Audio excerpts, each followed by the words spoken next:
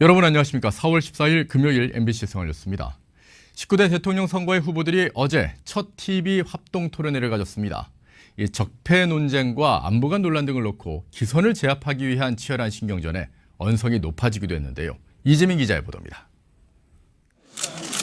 적폐 세력 규정을 놓고 격돌한 더불어민주당 문재인, 국민의당 안철수 후보.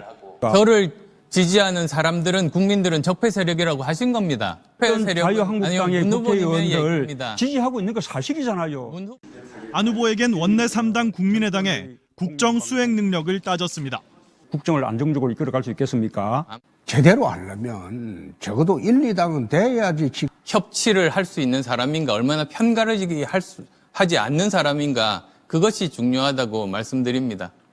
자유한국당 홍준표 후보는 문재인 후보의 안보관을 문제 삼고 노무현 정부 비리 의혹도 추궁했습니다. 640만 불 그 노무현 대통령 뇌물수수할 때 같이 있으면서 그거 몰랐습니까? 예, 아닙니다. 그리고 그 말씀은 책임지셔야 합니다. 홍 후보의 출마 자격을 놓고 세탁기 논쟁도 있었습니다. 우리 홍 후보님도 세탁기에 들어가셔야 한다고 생각한다고. 세탁기 들어갔다 나왔습니다. 세탁기 갔다 오셨다고 하는데 그 세탁기가 고장난 세탁기 아닙니까 혹시? MBC 뉴스 이재민입니다. 정치 분야에서 정책 분야에서 후보들이 가장 첨예하게 부딪힌 분야는 역시 안보와 경제 현안이었습니다. 한국을 둘러싼 안보 위기와 갈수록 짙어지고 있는 경제 그늘 때문인데요. 후보들의 정책 공방을 김세로 기자가 정리했습니다. 5명의 후보 모두 미국의 북한 선제 타격을 반대했지만 현실화됐을 경우 그 대응에 대해선 답변이 엇갈렸습니다. 미국 대통령에게 전화해서 일방적인 선제 타격이 안 된다고. 비상경제태세를 내리고 전투 준비를 해야 됩니다. 트럼프 대통령에게 전쟁은 절대로 안 된다 이야기를 하고, 선제 타격을 한다면 한미 간의 충분한 합의하에 일방적인 군사 행동은 있을 수 없다는 점을 분명히 천명하겠습니다. 홍준표 후보는 제대로 기업할 수 있는 환경을 만들어주겠다고 약속했습니다. 범죄시하고 도둑취급하고 하면 기업이 우리나라에 일자리를 만들겠습니까? 나머지 후보들은 격차 해소에 방점을 찍었습니다.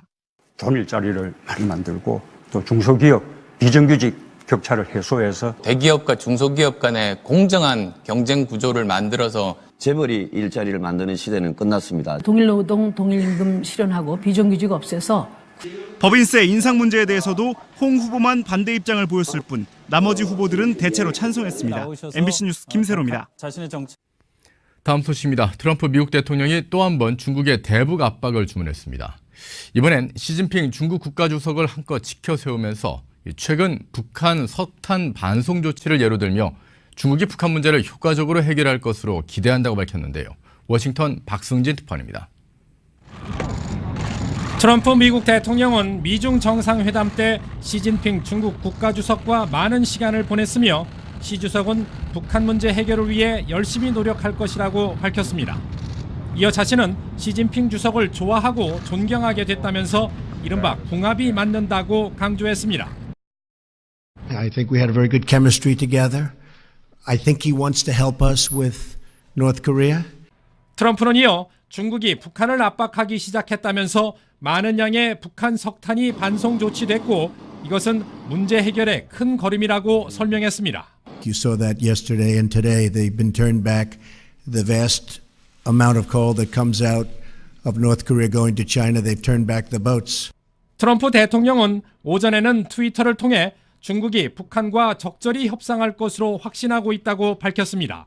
하지만 그렇게 할 수 없다면 미국은 동맹국들과 함께할 것이라고 강조했습니다. 앞서 트럼프는 언론 인터뷰를 통해 시진핑 주석에게 북중 무역을 고리로 중국이 북한을 압박할 것을 요청한 사실을 공개했습니다. 또 중국이 몇 달 동안 환율 조작을 하지 않았다면서 이번 주로 예정된 보고서에 중국을 환율 조작국으로 지정하지 않을 것이라고 밝혔습니다. 워싱턴에서 MBC 뉴스 박승진입니다. 미군이 아프가니스탄에 있는 IS 거점에 막강한 위력을 가진 GBU-43 공중폭발 대형 폭탄을 투하했습니다. 막강한 위력 때문에 폭탄의 어머니라고 불리는 이 폭탄이 실전에 사용된 건 처음인데요. 런던 박상규 특파원입니다. 미국 국방부는 현지 시간 13일 저녁 아프가니스탄 동부의 IS 거점을 공습하면서 GBU-43 공중폭발 대형 폭탄 한 발을 투하했다고 밝혔습니다. 애덤 스텀프 국방부 대변인은 핵무기를 제외한 폭탄 가운데 파괴력이 가장 큰 GBU-43을 실전에서 사용한 건 처음이라고 설명했습니다. GBU-43은 막강한 위력 때문에 모든 폭탄의 어머니라는 별명을 갖고 있습니다. 미 국방부는 IS 소탕 작전 중인 미군과 아프가니스탄 정부군의 위험을 최소화하기 위한 것이었다며 폭탄 투하에 앞서 민간인 피해를 막기 위한 모든 예방 조치를 했다고 강조했습니다. 미국이 시리아 공군기지를 융단 폭격한 지 불과 일주일 만에 강력하고 빠른 속도로 군사력을 과시하고 나선 건 북한을 겨냥한 것이라는 해석이 나오고 있습니다. 6차 핵실험 징후를 보이고 있는 김정은 정권을 강하게 압박하면서 도발을 감행할 경우 대북 군사 행동도 불사하겠다는 트럼프 대통령의 의중을 드러낸 것이라는 분석입니다. 런던에서 MBC 뉴스 박상규입니다. 경기도 가평의 한 야산에서 어제 오후에 난 불이 12시간이 넘게 타고 있습니다.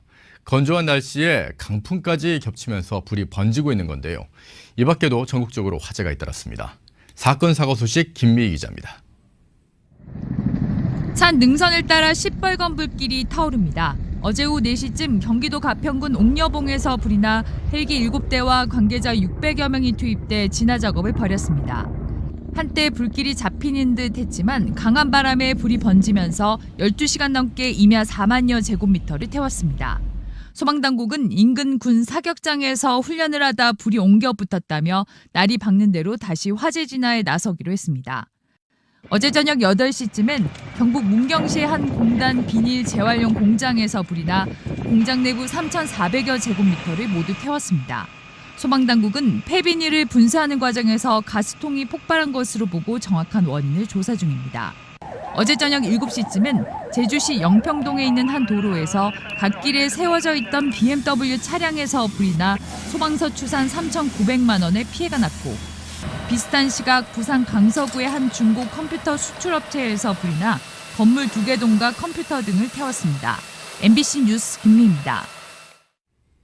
북한이 앞으로 30일 이내에 핵실험과 미사일 발사를 뜻하는 대량 파괴 무기 활동을 할 가능성이 84%에 달한다고 미국의 싱크탱크인 전략국제문제연구소 CSIS가 예측했습니다. CSIS는 북한의 과거 미사일 도발 현황을 분석한 자료와 전문기관인 프리데이터의 빅데이터를 근거로 이와 같이 주장했습니다.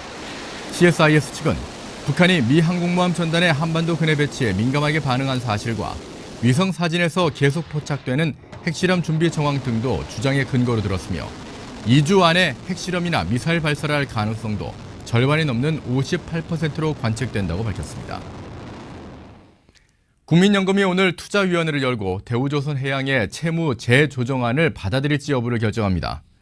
국민연금은 오늘 투자위원회를 통해서 17일부터 열리는 사채권자 집회에서 금융당국이 제시한 채무 재조정안을 수용할지 여부를 결정할 것으로 보입니다. 국민연금이 채무 재조정안을 받아들이면 대우조선에 대한 추가적인 자금 지원 가능성이 커지는 반면 반대할 경우 일종의 단기 법정 관리인 P플랜에 들어가게 될 것으로 예상됩니다. 세월호에 높은 압력의 물을 뿌려 외벽을 씻어내는 과정에서 옷과 담요 2개가 발견됐습니다. 선체 정리 용역업체인 코리아 셀베지는 작업자들이 세월호에 호스로 물을 뿌리던 도중에 선수 쪽 데크 외부에 걸려있는 옷과 담요를 찾아냈다고 밝혔습니다. 이에 따라 지금까지 세월호에서 발견된 유류품은 107점으로 늘어났습니다.